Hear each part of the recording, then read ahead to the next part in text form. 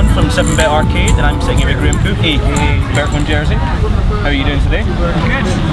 You have just technically opened Great Escape. How does that feel? Feels pretty good. Yeah, I was quite excited by that. I think if I'd gone on a couple of minutes earlier, I would definitely have done it. But... Well, I mean, it's a big 3-day festival. It's 1:45 now in the afternoon. I think that counts. I think that's enough. Yeah, I mean, like 2 minutes after. So I think we'll call that then. Yeah. You've opened the Great Escape. So is this your first time playing something like Great Escape? Yes, yeah, first Great Escape. Seems quite a lot of fun actually. There's a lot of things going on. I wanted to try and check out some of the people that are on later on. Like who? How to Dress Well. I'm quite intrigued by him actually. Are you hoping that he has good fashion advice as well? I'm hoping so. Yeah. If it was like a double act, that'd be fantastic. Good. Yeah, and then maybe Husky Rescue as well. Quite that. And also I think they're both in there, which is quite handy. In there. Yeah, in the same venue, so I can just hang around here all day. David, so your music is quite, I don't want to use the word experimental because everyone uses that for stuff that's kind of different, yeah, but it's quite atmospheric and there's a lot of twiddling knobs and messing with laptops and stuff going on. But how would you describe your music? I struggle with this so much. I end up just mumbling at people when they ask. I don't know, it's electronic music, but it's done kind of using like acoustic samples. So I'll record like guitars or banjos and stuff like that, and then just things around like band sound percussion. I'm a big fan of that. And then just kind of throw them together and chop them up. So would you see yourself as something of a multi-instrumentalist then? Yeah, I dabble with a lot. Yeah. I mean, there's only really kind of guitar is one thing that I'd say I actually do play properly, but the rest I just have. We've just got a musical playroom at home and just all sorts of fun in there. So what kind of influences do you draw all of that from, or did you just pick a guitar up one day, sit on a laptop and thought I could make this work? I don't know, I mean, it was for this kind of stuff, it was mainly like, I don't know, say about quite a while ago, I got really into the books. I just love their kind of acoustic glitchiness that they've got, so I guess they're quite a heavy influence. But then also the kind of like kind of quartet-ish kind of things, a bit more kind of head nodding, a bit more dancing than the books. But yeah, those kind of things really. I like something you can kind of bounce along to, but something that's still quite interesting. And you did a lot of singing and stuff as well in there. Yeah, a bit of that. I'm sort of doing more singing as it goes along. I never used to. I did one album where I just did like 2 songs, where I just kind of really shyly just kind of did something into the microphone. But I'm getting more confident with it. Yeah. I mean, how long have you been playing as Birkwin Jersey? What are we? Probably about 4 years, 4 or 5 years, something like that. You got a release or 2 under your belt? Yeah. I've done a few with there was some American guys that I met just through hustling like blogs and things, just sending them emails. And there's these 2 guys who run a label called Absent Fever. So one's in LA, one person's in Chicago, and between the 2 of them somehow they managed to put together this kind of just like digital label. So they put out a couple of full lengths, and we had one just a few months back actually. And just been using kind of mainly American things actually, American labels, and just free things and just giving it out and spreading the word really. Not really, but it's a lot of fun. It's hard. Yeah. I mean, I would rather give it out than try and charge a tenner and only sell like 50. So for me, it's more beneficial. And I like just people hearing it really. So have you got an album out? Yeah, I had Between the Weather and the Sea.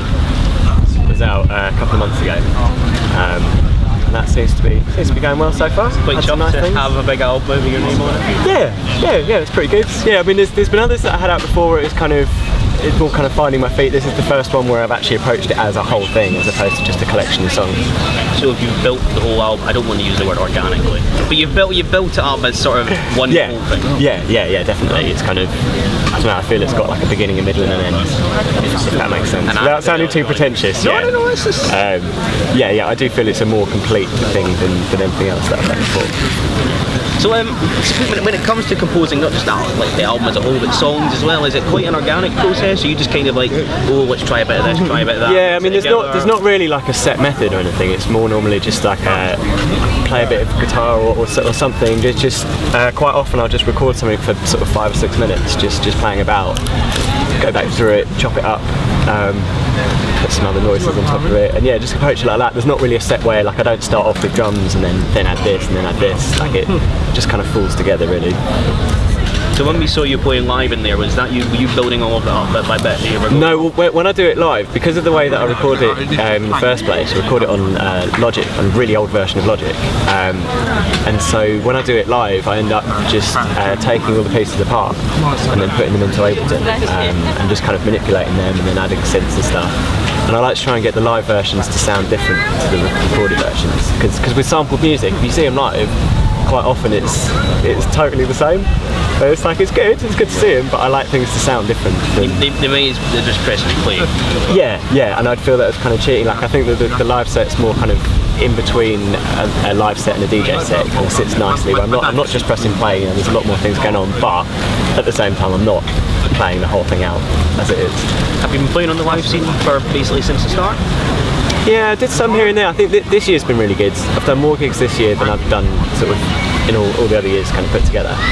I've just been meeting more people really, and just meeting more promoters, and I'm not amazing at hustling myself, so I just kind of fall into these things. Have there been any wobblies live? Have there been any after you going, oh, I didn't mean to twiddle that? No, I mean, well, yeah, I mean, obviously, yeah, there was one the other day, a few weeks ago, where I didn't have any monitors, so I couldn't hear what I was doing, and then I realised halfway through I was playing the wrong notes on the synth. No one mentioned it, so I'm assuming that no one really noticed, but yeah, that wasn't too good. Just kind of go, oh shit. But yeah, I haven't had too many massive failures. Ableton's quite mean sometimes and just kind of will skip a little bit or do something to throw me off, but it's never crashed on me. So that's got to be something to be thankful for.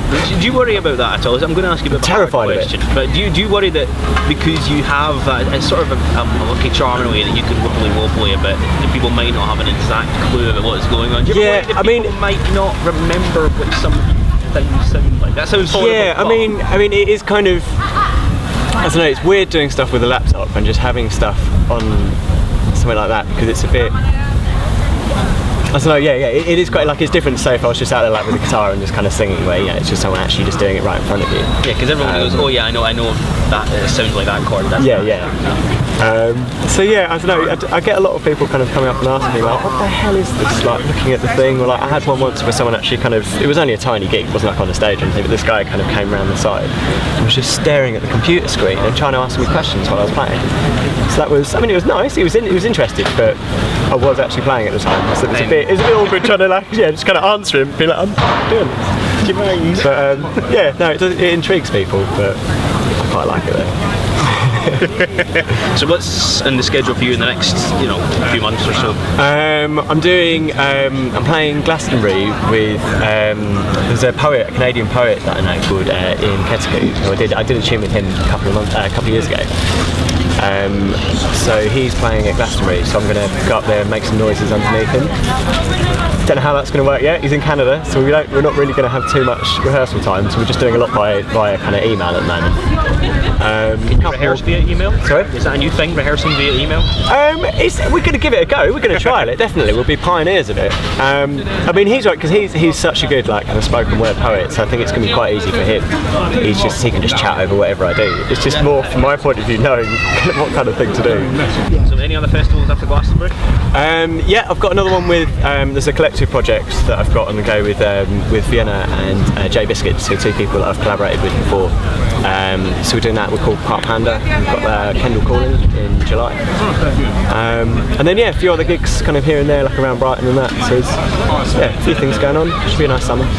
Excited? Yeah, really excited. I'm not a big festival goer, so it will be quite an experience for me this summer actually. Be on the other end. Yeah, just kind of thrown into it and to actually try and make some music while we're there, but it'll be right. Well, we shan't won't get any longer. Well, thanks very much. Thank you very much, Graham. Thank you very much. Cheers.